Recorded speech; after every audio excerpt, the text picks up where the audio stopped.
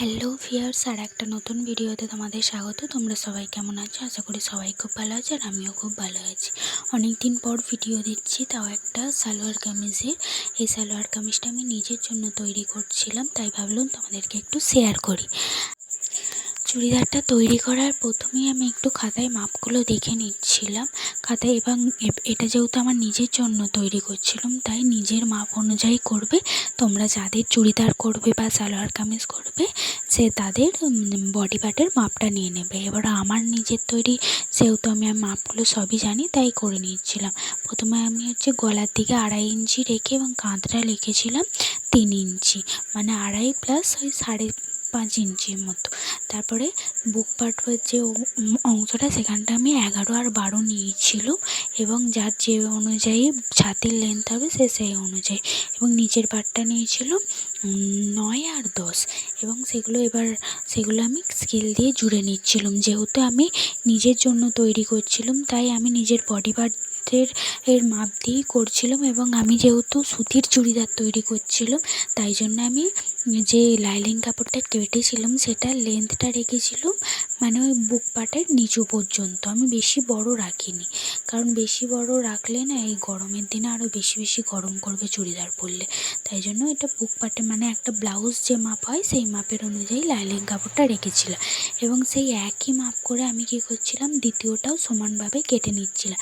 কেটে নেওয়ার আগে আমার মনে হলো যে চক দিয়ে মানে যে মার্কটা করে নিলে সুবিধা হবে, কারণ কাটার সময় দ্বিতীয় যে উপরের যে কাপড়টা থাকে সেটা কেটে যেতে পারে। তাই জন্য আমি কী করছিলাম, চক দিয়ে প্রথমে লাইলিং কাপড়ের উপর মার্ক করে নিচ্ছিলাম, এবং সেই মার্ক করে নেওয়ার পর এটা যেহেতু পিছন পার্ট ছিল, এবং পিছন পার্টটা আমি লেন্থটা রেখেছিলাম যেখানে 6 রাখি সেখানে 7 মতো রেখেছিলাম, এবং পিঠটা আমি গোল রাখার চেষ্টা করেছিলাম, পুরোটা গোল। পিঠটা একদমই ছোট করব, কারণ মানে আমার কাছে নির্দেশ সেরকমই আছে যে ছোট পিঠ করার, যেহেতু নিজের, তাও একটু ছোট করেই করছিলাম।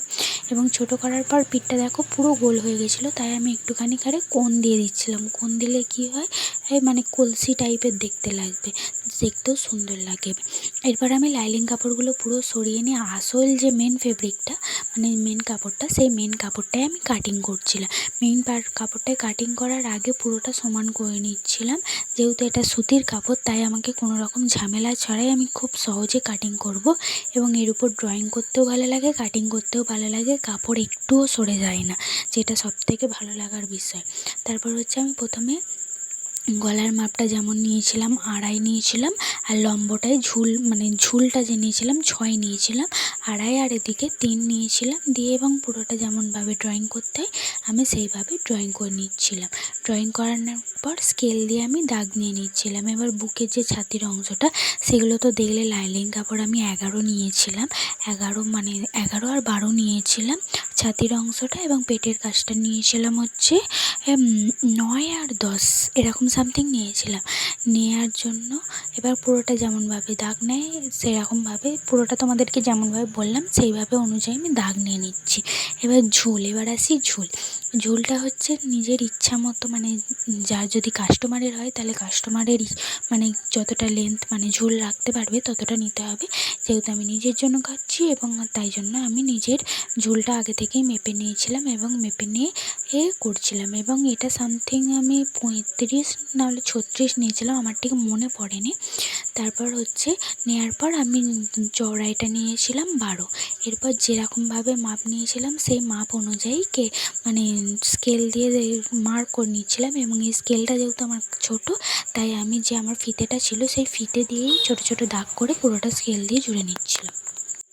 এরপর যেটা করছিলাম সেটা আমি একটু পিন আপ করছিলাম, যে হিজাব পিনগুলো হয় সেই হিজাব পিনগুলো দিয়ে আমি একটু পিন আপ করে নিয়েছিলাম। পিন আপ করলে একটু সুবিধা হয় আর কাপড়টা সরেও যায়নি। এরপর আমি কী করছিলাম, পুরোটা কেটে নিচ্ছিলাম। কেটে নেওয়ার সময় এই একটা জিনিস খেয়াল করতে হবে, যে যেমনভাবে ড্রয়িং করেছো সেই অনুযায়ী কাটার চেষ্টা করবে, কারণ ড্রয়িং যদি একটুখানি কাপড় বেরিয়ে থাকে তাহলে কী হয়, কাপড়টা সেলাইয়ের সময় বড় হয়ে যায়, অনেক কেটে কেটে বাদ দিতে হয়। তাই জন্য যখন ড্রয়িং করবে একটু ড্রয়িংয়ের যে দাগগুলো দেবে সেই দাগগুলো অনুযায়ী কাটবে। এবং আমি যে প্রথমটা যেভাবে কেটে নিয়েছিলাম, দ্বিতীয়টা ঠিক সেম একভাবেই কেটে কেটে নিচ্ছি। এতে আর ড্রয়িং করিনি, এবং ড্রয়িং করলে কী হয় আরেকটু টাইম যায়, অত টাইম আমার কাছে ছিল না। তাই জন্য আমি যে প্রথম কাপড়টা ছিল সেই প্রথম কাপড়টা উপরে বসেই কেটে নিচ্ছিলাম। এবং কেটে নেওয়ার সময় প্রথমে একটু পিন আপ করে নিয়েছিলাম যাতে কাপড়টা সরে না যায়।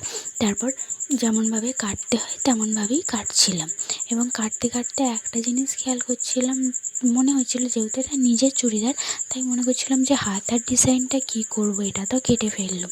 এবং হাতার জন্য আমি লেস কিনে এনেছিলাম, তাই ভাবছি আগের চুড়িদারটা যেমন আমি কুঁচি দেওয়া করেছিলাম সেই কুঁচি দেওয়া না করে ভাবছিলাম একদমই সিম্পল রাখার চেষ্টা করব।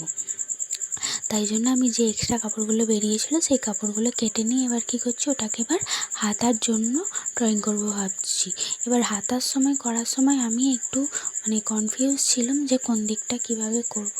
এবং হাতাটা আমি রাখবো ভেবেছিলাম থ্রি কোয়ার্টার, কারণ আগের যে চুড়িদারটা তৈরি করেছিলাম সেটা থ্রি কোয়ার্টারের থেকে একটু বেশি বড় হয়ে গেছিলো, ও কুঁচিটা দেওয়া ছিল বলে আর একটু বেশি হয়ে গেছিলো। আমি অতটাও বড় রাখতে চাইছি না, এবং এতে যেহেতু লেস বসাবো থ্রি কোয়ার্টার ওই যতটা যার হাতের মাপ হবে, আমি আমার হাতটা মেপে নিচ্ছিলাম। আমি আমার হাতের মাপে থ্রি কোয়ার্টার হাতা করলে 13 ইঞ্চি নিলে একদম পারফেক্টভাবে হয়ে যাবে, কারণ ওতে আবার 1 ইঞ্চি করে সেলাই বাদ যাবে। তাই জন্য আমি 13 ইঞ্চি নিয়ে ড্রয়িং করছিলাম। এবং ড্রয়িং করার পর যে কাজটা ছিল আমি আরেকটু মেপে দেখছিলাম যে আমি প্রথমে 12 ইঞ্চি নিয়েছিলাম, তারপর আবার 13 ইঞ্চি ওটাকে একটু বাড়িয়ে নিলাম, কারণ 1 ইঞ্চি যেহেতু আমার সেলাই চলে যাবে তাও সেখানে 12 ইঞ্চি এসে দাঁড়াবে। তাই জন্য আমি 13 ইঞ্চি নিয়েছি, সেটাকে 12 ইঞ্চি এসে যাবে। এরপর কী করছিলাম, হাতে একটু মেপে দেখছিলাম যে হাতে কতটা আসছে। তারপর কী করছিলাম, একটা যে কেটেছিলাম দ্বিতীয়টাও ঠিক সেমভাবে কেটে নিতে হবে, এবং সেমভাবে কেটে নেওয়ার জন্য এইভাবে কেটে নিলে কী হয় আবার দ্বিতীয়ভাবে ড্রয়িং করতে হয় না, শুধু কাপড়টাকে রেখে তারপর ড্রয়িং করে দিলেই সুন্দরভাবে হয়েছে। এবং আমি আগেরটাতেও দেখেছি ড্রয়িং করিনি, শুধু চক দিয়ে একটু দাগ নিয়ে নিয়েছি। আজকের ভিডিওটা এইটুকুই, টাটা।